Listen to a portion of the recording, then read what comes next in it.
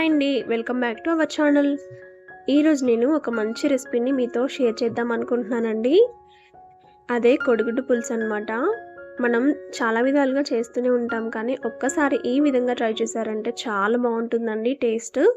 దీనికోసం నేను ఇక్కడ ఒక 5 ఎగ్స్ని అయితే తీసుకున్నాను. అలాగే 3 ఆనియన్స్, 2 టమాటోస్, అలాగే 4 పచ్చిమిర్చిని తీసుకున్నానండి. వీటన్నిటిని చూడండి ఇలా సన్నగా తరిగి పెట్టుకోవాలండి. ఆనియన్స్ అలాగే టమాటాలు కూడా ఇలా ముక్కలుగా కట్ చేసుకొని పెట్టుకోవాలి. వీటిని మిక్సీ పట్టుకోవాలన్నమాట. పచ్చిమిర్చిని కట్ చేసుకున్నాను. అలాగే ఎగ్స్ని బాయిల్ చేసుకొని ఈ విధంగా ఘాట్లు పెట్టుకున్నానండి. ఇలా ఘాట్లు పెట్టుకొని పక్కన పెట్టుకోండి. అలాగే చింతపండుని నానబెట్టి పెట్టుకున్నానండి నేను ముందుగానే. ఇప్పుడు కడాయిలోకి ఆయిల్ తీసుకొని ఆయిల్లోకి ఉప్పు, పసుపు, కారంని వేసుకోవాలి. కొంచెం కొంచెంగా వేసుకొని ఇందులోనే మనం ఉడికించి పెట్టుకున్న ఎగ్స్ని వేసుకొని ఫ్రై చేసుకోవాలి. ఈ ఎగ్స్ అనేవి కలర్ చేంజ్ అయ్యేంత వరకు ఫ్రై చేసుకోవాలండి. ఇలా ఫ్రై చేసుకోవడం వల్ల ఎగ్స్ టేస్ట్ అనేది చాలా బాగుంటుందండి. ఈ విధంగా వచ్చేంత వరకు ఫ్రై చేసుకొని ప్లేట్లో పెట్టుకొని పక్కన పెట్టుకోండి. ఇప్పుడు అదే కడాయిలోకి ఇంకొంచెం ఆయిల్ని తీసుకోవాలి. ఇందులోనే జీలకర్ర వేసుకోండి. జీలకర్ర చిటపటలాడిన తర్వాత ఇందులోనే సన్నగా తరిగిన ఉల్లిపాయ ముక్కలు వేసుకొని ఈ ఉల్లిపాయలు అనేవి సాఫ్ట్ అయ్యేంత వరకు ఫ్రై చేసుకోవాలి. ఈ విధంగా కలుపుకుంటూ ఫ్రై చేసుకోండి. ఈ ఉల్లిపాయలు వేగే లోపల మనం టమాటాలని మిక్సీకి వేసుకుందాము.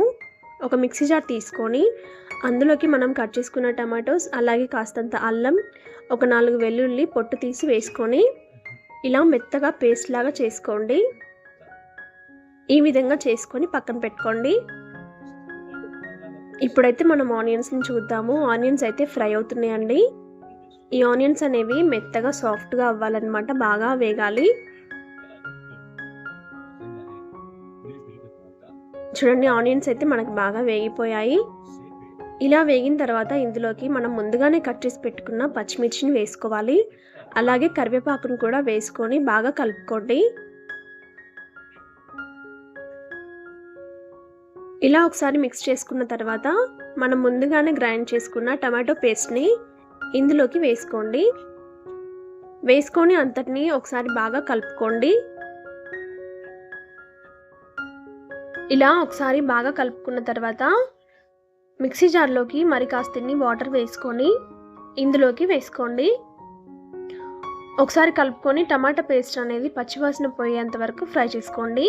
మూత పెట్టి ఒక 5 నిమిషాలు ఫ్రై చేసుకోవాలి. 5 నిమిషాల తర్వాత మనకి ఆయిల్ అయితే పైకి తేలి ఉంటుందండి. అలా వచ్చేంత వరకు ఫ్రై చేసుకున్న తర్వాత ఇందులోకి పసుపు, రుచికి సరిపడినంత ఉప్పు, అలాగే కారం కూడా యాడ్ చేసుకోవాలి. ఇక్కడ నేను ఒక 2.5 టేబుల్ స్పూన్స్ వరకు అయితే కారంని వేస్తున్నానండి. మీరు ఎంత కారం తినగలరో చూసుకొని వేసుకోండి. అండ్ ఇందులోకి మనం చింతపండు రసాన్ని కూడా వేస్తాం కాబట్టి కారం కాస్తంత ఎక్కువగానే పడుతుంది. ఇదంతటిని ఒకసారి బాగా మిక్స్ చేసుకోవాలి.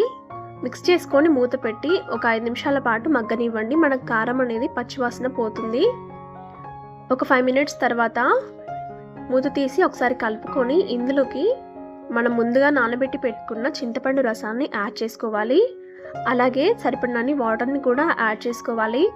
మనకి పులుసు ఎంతైతే కావాలనుకుంటున్నామో ఆ విధంగా వాటర్ని యాడ్ చేసుకోండి. చూసుకొని వేసుకోండి. మరీ పలుచగా ఉన్నా కూడా ఈ రసం అనేది అంత బాగోదు. ఒకసారి బాగా మిక్స్ చేసుకోండి. మిక్స్ చేసుకున్న తర్వాత ఇందులోకి మనం ముందుగానే ఫ్రై చేసి పక్కన పెట్టుకున్న ఎగ్స్ని వేసుకోవాలి. ఎగ్స్ని కూడా వేసుకొని ఒకసారి బాగా కలుపుకొని మూత పెట్టి 5 నిమిషాల పాటు బాగా మగ్గించుకోవాలి. మనకి ఇలా పలుచగా ఉన్న పులుసు అనేది చిక్కబడాలన్నమాట, దగ్గరగా అవ్వాలి. అలా వచ్చేంత వరకు బాగా ఉడికించుకోవాలి. మీడియం ఫ్లేమ్ పెట్టి మూత పెట్టి మగ్గించుకోండి. 5 నిమిషాలు మగ్గిన తర్వాత ఒకసారి మూత తీసి చూడండి. ఈ విధంగా ఉంటుంది. ఇప్పుడు ఒకసారి బాగా మిక్స్ చేసుకోవాలి. మిక్స్ చేసుకున్న తర్వాత ఇందులోకి వేయించి పొడి చేసిన మెంతి, జీలకర్ర పొడి అనమాట. ఇది మెంతులు, జీలకర్ర సమానంగా తీసుకొని వేయించుకోవాలండి. డ్రై రోస్ట్ చేసుకొని మిక్సీకి వేసుకొని పౌడర్ లాగా చేసుకొని ఇందులోకి వేసుకోండి. ఇది వేసుకోవడం వల్ల ఫ్లేవర్ అనేది చాలా బాగుంటుంది, టేస్ట్ కూడా బాగుంటుంది. ఈ పొడి వేసుకున్న తర్వాత మరొకసారి బాగా మిక్స్ చేసుకొని మూత పెట్టి మరో 5 నిమిషాల పాటు మగ్గించుకున్నామంటే మనకి కోడిగుడ్డు పులుసు అనేది టేస్టీగా రెడీ అయిపోతుందండి. చూడండి, ఒక 5 నిమిషాల తర్వాత మూత తీసి చూసినట్లయితే పైన మనకి ఆయిల్ అనేది తేలి ఉంటుంది. ఇలా ఆయిల్ పైకి తేలేంత వరకు ఉడికించుకున్నామంటే టేస్టీ ఎగ్ పులుసు రెడీ. చాలా బాగుంటుందండి టేస్ట్. ఇలా వచ్చిన తర్వాత స్టవ్ ఆఫ్ చేసుకుంటే సరిపోతుంది. చూడండి, మనకి పులుసు అనేది ఈ కన్సిస్టెన్సీలో ఉంటే సరిపోతుందన్నమాట. ఎందుకంటే చల్లబడిన తర్వాత ఇంకాస్త చిక్కబడుతుందండి. ఈ స్టేజ్లోనే స్టవ్ అయితే ఆఫ్ చేసుకోండి. అంతే, టేస్టీ ఎగ్ పులుసు రెడీ. చాలా బాగుంటుందండి టేస్ట్. చాలా అంటే చాలా బాగుంటుంది. రైస్, చపాతీ, రోటీ ఎందులోకైనా అద్భుతంగా ఉంటుంది.